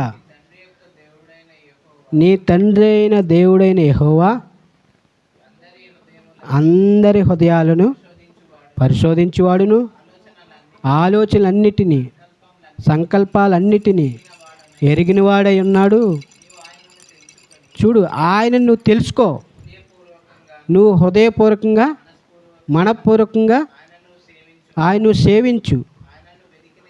మూడోది చెప్తున్నాడు, నువ్వు ఆయనను వెతికితే ఆయనకి ప్రత్యక్షమవుతాడు. వెతికితే ప్రత్యక్షమవుతాడు. హల్లెలూయా. నువ్వు ఆయనను విసర్జించావా, ఆయనని తోసేస్తాడు. కావాలనుకున్న వారు దొరుకుతాడు దేవుడు, వద్దనుకున్న వాళ్ళకి మానేస్తాడు కదా. దేవుని వాక్యం ఏముంది? నమ్మి రక్షణ పొందినవాడు రక్షించబడతాడు, నమ్మని వానికి శిక్ష విధించబడుతుంది. అంత బలవంతంగా ముంచేసేది లేదు, అంత బలవంతంగా తీసుకొచ్చి కూర్చోబెట్టేది కూడా లేదు. ఏది చేసినా దేవుని దగ్గర మనపూర్వకంగా మనం చెయ్యాలి అంతే. నువ్వు నమ్మి విశ్వసించి నువ్వు ఎదిగితే ఆయనకి ప్రత్యక్షం అవుతాడు. నువ్వు ఆయనని విసర్జిస్తే ఆయన నిన్ను కూడా తోసేస్తాడు. ఆయనకి అంత అవసరం ఏంటి కదా. దేవుని స్తోత్రం. హల్లెలూయా. నువ్వు వెతికితే దేవుడు దొరుకుతాడు. మత్తయి సువార్తలో కూడా మనం చదువుతాం కదా, అడుగుడి మీకు ఇవ్వబడిన, వెతుకుడి మీకు వెతికితే దేవుడు దొరుకుతాడు. ఈరోజు మనుషులు మట్టిలోను, చెట్లోను, పొట్టలోను, మనిషిలోను, అందులోను ఇందులోను వెతుకుతున్నారు తప్ప దేవునిగా వెతుకుతడం లేదు. అందుకే దేవుని వారు కనుగొనలేకపోతున్నారు కదా. భారతీయులంట ఎందులోనైనా దైవత్వాన్ని చూస్తారంట. ఎందులోనైనా దైవత్వాన్ని చూస్తే చూడు, కానీ దేవుడిగా చూడు. ముందు దేవుడిగా చూడకుండా అన్నిట్లో దేవుని చూసి దేవుడిలో దేవుని చూడకపోతే ఇంకెందుకు కదా. దేవుడిలో దేవుని చూడకపోతే ఎలాగా. హల్లెలూయా. ఒక ఆయన లోపలికి వచ్చి, నేను ఇక్కడ పాస్టర్ గారిని ఉన్నాను, పాస్టర్ గారిని వదిలేసి నువ్వు పాస్టర్ గారు అని అందరినీ పలకరిస్తూ వచ్చాడు అనుకోండి, నేను అక్కడ నుండి అలా చూస్తున్నాను. అందరినీ అడుగుతారు కానీ నన్ను అడుగుతలేదు. నన్ను అడిగితే నేనే పాస్టర్ అని చెప్తాను. అర్థమవుతుంది కదా. అలాగే ఈరోజు మనుషులు ఏం చేస్తున్నారంటే దేవునిగా ఆరాధించడం లే. రోమీలకు రాసిన పత్రిక 1వ అధ్యాయం చదివితే అక్కడ ఏమంటాడంటే, వారు దేవుణ్ణి ఎరిగి ఉండి వారు దేవుణ్ణి మహిమపరచలేదు, కృతజ్ఞతాస్తుతులు చెల్లించలేదు, తమ వాదములు యందు వారు వ్యర్థులయ్యిరి. మనుషులు ఎక్కియు, చతుష్పాద జంతువులు ఎక్కియు, మృగములు ఎక్కియు ప్రతిమా స్వరూపంగా వారు దేవుని స్వరూపాన్ని మార్చేశారు కనుక వారిని దేవుడు చెయ్యరాని క్రియలు చేయడానికి వారిని అప్పగించేసాడు. వారు ఏం చేస్తారంటే స్త్రీలు పెళ్లి చేసుకుంటారు, పురుషులు పెళ్లి చేసుకుంటారు, పనికిమాలిన పనులన్నీ చేస్తారు. ఎందుకంటే వారు దేవునికి మనసు ఇవ్వలేదు కనుక వారిని దేవుడు చెయ్యరాని పనులు చేయడానికి వారిని అప్పగించేసాడు. ఈ మాటలు ఉన్నాయి చూడండి. మీ తర్వాత రోమీయులకు రాసిన పత్రిక 1వ అధ్యాయం చివరి 5 వచనాలు చదివితే ఈ మాటలు అక్కడ మనకి కనపడతాయి. కాబట్టి దేవుని వాక్యం చెప్తుంది కనుక దేవుని వెతుకుటకు ఇదే సమయం. తర్వాత ఇంకా టైం అయిపోతుంది, కృపాకాలం అయిపోతుంది. తర్వాత రాకడ సమయం వస్తుంది. ఆయన గర్జించి సింహంలాగా ఆయన రాబోతున్నాడు. తీర్పు జరగబోతుంది. అప్పుడు నువ్వు ఎంత వెతికినా ఆయన దొరకడు. యోధా సమయం దొరికినప్పుడు, సమయం ఉన్నంతసేపు ఆయన మంచిగా మారలేదు. సమయం అంతా అయిపోయిన తర్వాత, ఆయనను సిలువుకి తీసుకెళ్ళిపోయిన తర్వాత, ఆయన కొరడాలతో కొట్టిన తర్వాత, అయ్యో నాకు ఈ పాపిష్టి డబ్బు వద్దు, ఈ 30 వెండి నాణాలు నాకు వద్దు, నాకు యేసుప్రభువే కావాలి, నేను మంచి మనిషిని అన్యాయంగా మీకు అప్పగించాను, తిరిగి మళ్ళీ మాకు అప్పగించండి అని ఆయన్ని అడిగితే, అది దాంతో మాకేమి, నువ్వే చూసుకో అన్నారు. అప్పుడు ఏం చేశాడంటే ఆ డబ్బులు ఖర్చు పెట్టుకోలేక, ఆ డబ్బులు దాచుకోలేక, ఆ డబ్బులు కానుకల పెట్టిలో కూడా వెయ్యలేక ఏం చేశాడంటే చర్చిలో పాడేసి అలా ఇసిరేసి ఎక్కడో ఒక బయటికి వెళ్ళిపోయి ఊరి పెట్టుకుని చచ్చిపోయాడు. ఆయన పేగులు బయటపడిపోయి చాలా భయంకరమైన మరణాన్ని ఆయన పొందాడు. సమయం అయిపోయిన తర్వాత అప్పుడు నాకు దేవుడు కావాలి, అప్పుడు నేను బాప్తీసం తీసుకుంటాను, అప్పుడు నేను రక్షణ పొందుతాను అంటే పని అవ్వదు. యెహోవాను వెదుకుటకు ఇదే సమయం. దేవుని స్తోత్రం. హల్లెలూయా. లోకాసు వార్త 18వ అధ్యాయం మనం చదువుతున్నప్పుడు అక్కడ మనకు కనబడుతుంది, చివరి 5-6 వచనాల్లో ఒక గుడ్డివాడు ఉన్నాడు. యేసుక్రీస్తు ప్రభువారు యెరూషలేము ప్రాంతం గుండా, యెరికో ప్రాంతం గుండా ప్రయాణమే వెళ్తున్నాడని విన్నాడు. ఏంటి సౌండ్ అని అడిగాడు. అడిగితే వారు అందరూ అన్నారు, ఏమన్నారంటే, ఇదిగో నజరేయుడైన యేసు ఈ ప్రాంతం గుండా నడిచి వెళ్తున్నాడని చెప్తే ఆ గుడ్డివాడు అనుకున్నాడు, ఈ రోజు తప్పితే నా జీవితంలో మళ్ళీ ఈ రోజు అనేది రాదు, ఈ రోజు తప్పితే యేసయ్య మళ్ళీ నాకు దొరకడు, కాబట్టి ఏదేమైనా ఎవరేమనుకున్నా పర్వాలేదు, దావీదు కుమారుడా యేసు, దావీదు కుమారుడా యేసు, కరుణించు కరుణించు అని కేకలేస్తున్నాడు. అది విని అందరూ కూడా బుద్ధి లేదా, ఎందుకలా అడుగుతారు? ప్రార్థన అంటే సింపుల్గా చేసుకోవాలి, అడుగుతారు, కేకలేస్తారు, ఏడుస్తారు, ఏంటండి ఇదేంటి అని అనుకున్నారు. కానీ యేసు ప్రభు ఆగిపోయి ఆ మనిషిని పిల్లండి అని పిలిస్తే వాళ్ళు అంటున్నారు, భయపడవద్దు, ఆయన నిన్ను పిలుస్తున్నాడు అంటే దగ్గరికి వచ్చాడు. అతని అరుపులు ఆ రోజు గెలిచాయి, అతని యొక్క నిరీక్షణ ఫలించింది, అతని సమయస్ఫూర్తి ఉపయోగపడ్డది, దేవుడు ఆయనకి కళ్ళు ఇచ్చాడు. హల్లెలూయా కదా. దేవుడు దొరికే కాలంలోనే మనం ఆయనను వెతకాలి, తర్వాత వెళ్ళిపోయాక మనం ఏమి కూడా చేయలేం. ఓకే, ఇక ముందుకు వెళ్దాం. మీరు తర్వాత చదువుకోండి, సమయం ఎక్కువైతుంది కాబట్టి. 2 కొరింథీ 6 అధ్యాయం 2వ వచనం చదివితే, రక్షణకి మనం సమయాన్ని కేటాయించాలి. రక్షణ పొందడానికి ఎన్నో వాక్యాలు వింటున్నావు, ఏదో వినసొంపుగా వినడం కాదు, రక్షణ కొరకు సిద్ధపడాలి. రక్షణ తీసుకుంటే బాప్తీసం కోసం సిద్ధపడాలి, బాప్తీసం తీసుకుంటే పరిశుద్ధంగా జీవించడానికి సిద్ధపడాలి. లేట్ చేయకూడదు. ఈరోజు వాక్యం బాగా చెప్పారు కదా అని మార్కులు వేయడం కాదు. నువ్వు మార్కులు వేసినా బాగానే చెప్తాను, మార్కులు వేయకపోయినా బాగానే చెప్తాను. నేను ఒక్కొక్కసారి బాగా చెప్పబోతే నా మనసాక్షి నాకే గద్దిస్తుంది. మీరేదో బాగా చెప్పారని అనిపించుకోవాలని నేను ఎప్పుడు వాక్యం చెప్పను. నేను అవ్వచ్చు, ఇంకా వేరే వేరే దైవజనులు అవ్వచ్చు. మనం మార్కులు వేయడానికి వాక్యం వినడం కాదు, రక్షణకు సమయాన్ని మనం కేటాయించాలి. వాక్యానికి సమయాన్ని మనం కేటాయించే వారిగా ఉండాలి. మనం ఇంకా మీరు చదివినట్లయితే అపోస్తల కార్యాలు 8:36 చదివితే అక్కడ నపుంసకుడు అంటాడు, ఇదిగో నీళ్లు రెడీగా ఉన్నాయి, నేను కూడా రక్షణ తీసుకోవడానికి రెడీగా ఉన్నాను, నాకు రక్షణ ఇవ్వడానికి ఆటంకం ఏంటి అని అడిగి అప్పుడే ఆయన బాప్టిజం పొందాడు. అపోస్తల కార్యాలు 16వ అధ్యాయం మీరు చదివినట్లయితే 33వ వచనంలో ఆ రాత్రి వేళ చెరసాల నాయకుడు అపోస్తలైన పౌలుని శీలని ఇంటికి తీసుకెళ్ళి వాళ్ళ ఇంటి వారందరికీ వాక్యం చెప్పించి ఆ రాత్రి వేళ అక్కడికక్కడే రక్షణ పొందాడు. మరి లేట్ ఏంటి? చాలామంది మందిరానికి వస్తారు, చర్చిలకు వస్తారు, కానీ రక్షణ పొందుకోరు. టైం ఉంది. నీకు టైం ఉందని అనుకుంటున్నావు, ఆ టైం తెలియకుండా పోతుంది. ఏ రోజు పోతావో మనకి తెలియదు కదా. రేపు అనే సమయం మనకి ఇక లేదు, ఈరోజే అవ్వచ్చు కదా. కొంతమంది దైవజనులు ఇలా వాక్యం చెప్తూనే వెళ్ళిపోయారు, మీకు తెలుసా. కొంతమంది ప్రసంగిస్తూ చనిపోయారు, కొంతమంది విలేకరులు మాట్లాడుతూ చనిపోయారు, కొంతమంది పోలీస్ ఆఫీసర్స్ డ్యూటీలో ఉండగా చనిపోయారు, కొంతమంది సినిమా యాక్టర్స్ చనిపోయారు, వారి విధుల్లో ఉండగా చనిపోయారు. ఈరోజు మన జీవితం ఎప్పుడు మనకి తెలియదు. కాబట్టి ఇదే మిక్కిలి అనుకూలమైన సమయం, ఇదే రక్షణ. దీన్ని మనం ఇంత గొప్ప రక్షణను మనం నిర్లక్ష్యం చేస్తే ఎలాగూ తప్పించుకుంటాం.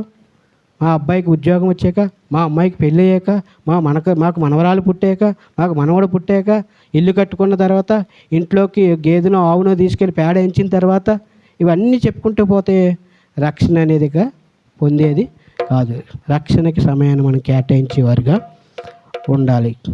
చూడండి, దేవుని యొక్క వాక్యం నుండి 2 తిమోతి 4:2 చదివితే 5వదిగా దేవుని పని కోసం ప్రయాసపడడానికి సమయాన్ని కేటాయించాలి. దేవుని పని చేయడానికి, దేవుని పరిచర్య చేయడానికి, దేవుని పనిలో ఎంతో కొంత నీ వాటా ఉండాలి. ఎంతో కొంత ఏదో సమయంలో నువ్వు దేవుని పరిచర్యలో చెయ్యి వెయ్యాలి కదా. మరీ ఎక్కువగా దేవుని పనిలోనే ఉండిపోకూడదు. మళ్ళీ నేను చాలాసార్లు చెప్పాను, ఇప్పుడు కూడా చెప్తున్నాను, దేవుని పని అని చెప్పి దేవునికి దూరం అయిపోకూడదు, దేవుని పని అని చెప్పి భర్తకి, భార్యకి, పిల్లలకి దూరం అయిపోకూడదు, దేవుని పని అని చెప్పి నీ ఉద్యోగానికి దూరం అయిపోకూడదు, దేవుని పని అని చెప్పి ఇంట్లో వారికి శత్రువులుగా మారిపోకూడదు. దేవుని పని చేయాలి, ప్రయాసపడాలి, ప్రయాసపడే వారికి సహకారంగా ఉండాలి. దేవుని స్తోత్రం. హల్లెలూయా. 2 కొరింథీ 11:27-28 చదివితే అక్కడ అంటాడు కదా, నేను ఎంతో ప్రయాసపడ్డాను, సంఘాన్ని గూర్చిన చింత నా మీద ఉంది అంటాడు. దానికి కూడా మనం సమయాన్ని కేటాయించాలి కదా. కొంతమందికి అస్సలు సమయం ఉండదు, ప్రార్థన రావడానికే సమయం ఉండదు, ఇంకా పని చేయడానికే సమయం ఉంటుంది. కాబట్టి ఎంతో కొంత సమయం, అది కూడా దైవజనుడు కానీ దైవజనురాలు కానీ చెప్తారు, ఇదిగో ఈరోజు మన చర్చిలో ఈ పని ఉంది, ఈ పని మనం చేయగలిగితే రండి అని అన్నప్పుడు దాన్ని మహాభాగ్యంగా తీసుకుని సహకరించాలి. కాబట్టి వాళ్ళు ఉన్నారు వీళ్ళు ఉన్నారు అని ఎప్పుడు అనుకోకూడదు. దేవుడు నీకు పిలిపించాడంటే అది గొప్ప భాగ్యంగా నువ్వు ఎంచుకోవాలి. హల్లెలూయా. 1 కొరింథీ 15:57 చదివితే అక్కడ అంటాడు, ప్రభువునందు మీ ప్రయాస వ్యర్థం కాదు. ప్రభువునందు నువ్వు చేసే ప్రతి ప్రయాస ఏది వేస్ట్ కాదు, దానికి ప్రతిఫలం ఉంటుంది. నువ్వు ఒకవేళ నువ్వు రూపాయి పని చేస్తే 10 రూపాయల ఫలితాన్ని దేవుడు ఇస్తాడు. నువ్వు 100 రూపాయల పని చేస్తే 1000 రూపాయల జీతాన్ని దేవుడు నీకు ఇస్తాడు. ఒకవేళ నువ్వు 1000 రూపాయల పని చేస్తే 10,000 1,00,000 రూపాయల విలువ చేసే సహాయం దేవుడు నీకు చేస్తాడు. ఏది వేస్ట్ కాదు. హల్లెలూయా. అవును. ఇక 6వదిగా మనం చూసినట్లయితే దేవునికి వాక్యంలో హెబ్రీయులకు రాసిన పత్రిక 3:14 ఒకరికి ఒకరు బుద్ధి చెప్పుకోవడానికి సమయాన్ని కేటాయించాలి. ముందు మనల్ని మన జీవితాన్ని కట్టుకోవాలి.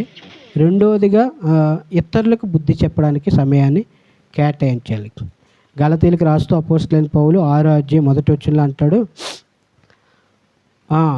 ఒక్కడు ఏదైనా తప్పిదంలో పడిపోయినట్టుగా మీరు గమనిస్తే ఆత్మ సంబంధులైన మనుషులుగా మీరు కూడా పడిపోతామేమో అని అనుకుని అట్టి వాణిని మీరు మంచి మార్గంలోనికి మీరు తీసుకుని రండి అంటాడు.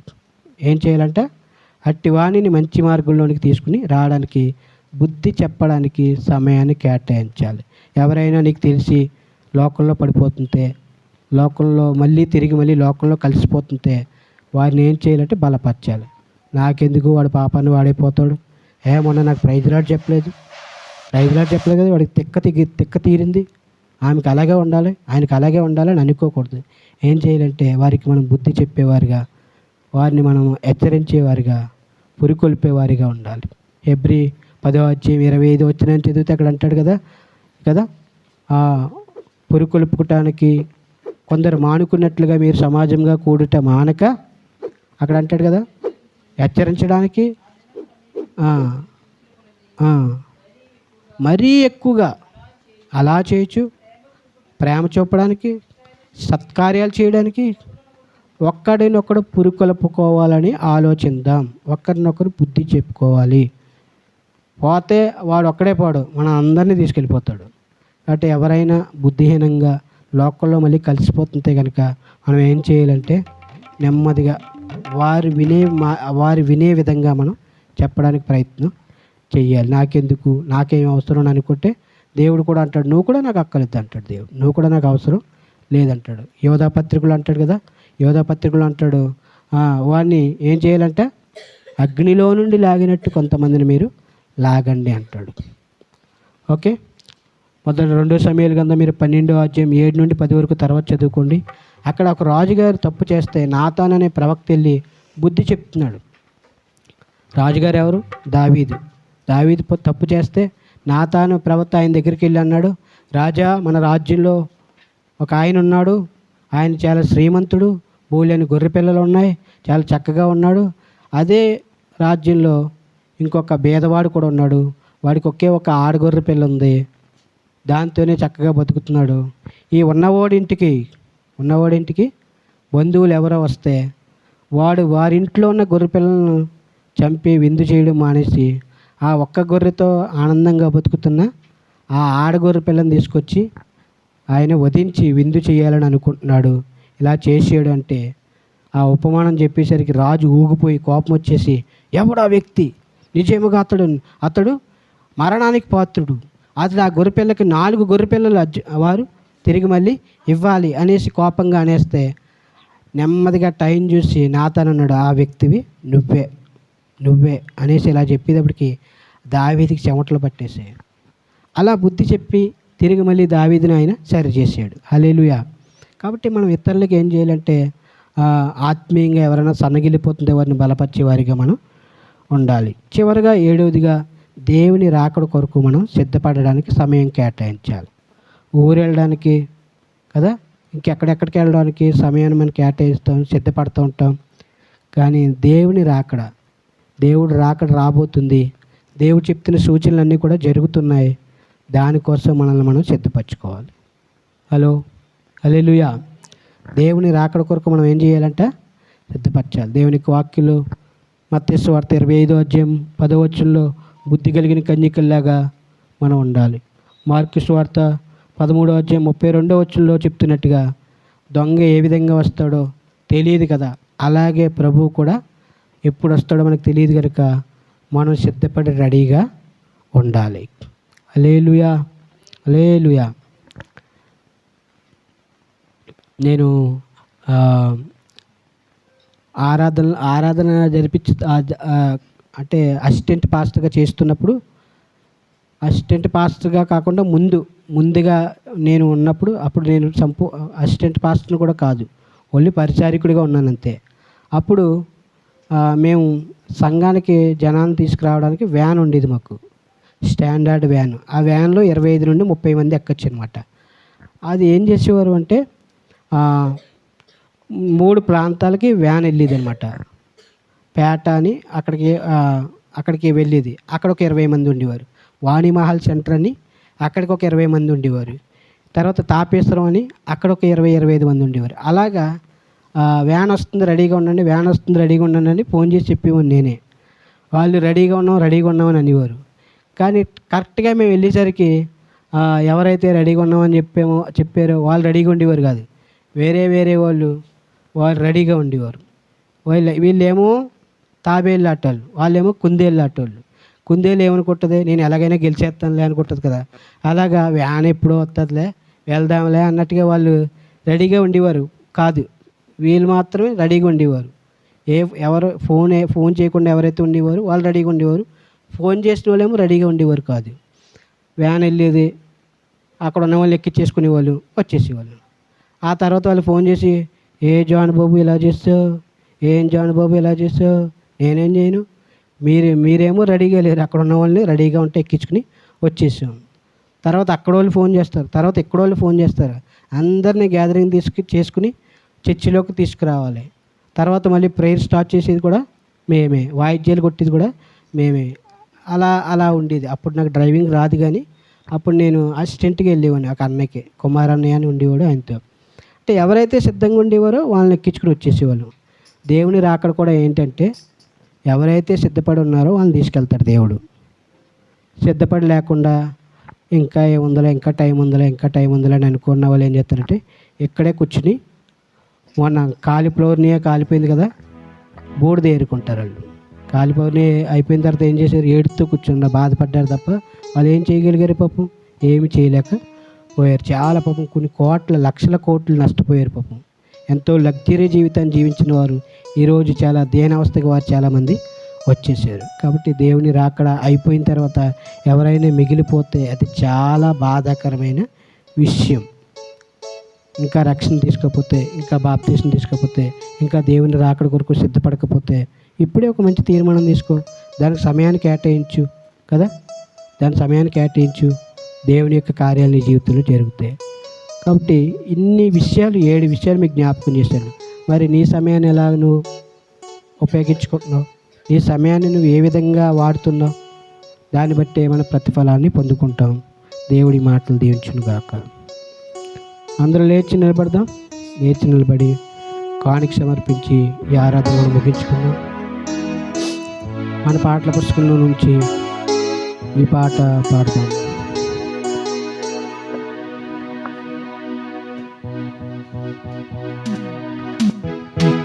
రెండు 295వ పాట. ఇది కోతకు సమయం, పనివారి తరుణం, ప్రార్థన చేయుదమా.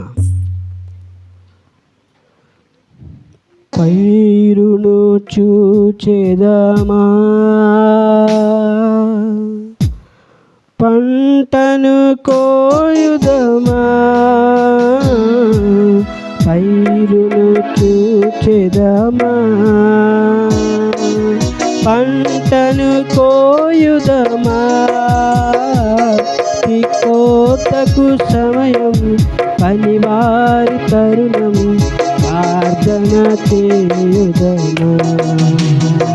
ఇది కోతకు సమయం, పనివారి తరుణం, ప్రార్థన చేయుదమా.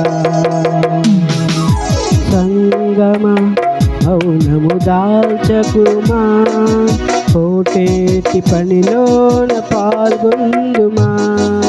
సంగమా మౌనము దాల్చకుమా, కోసేటి పనిలోన పాల్గొందుమా.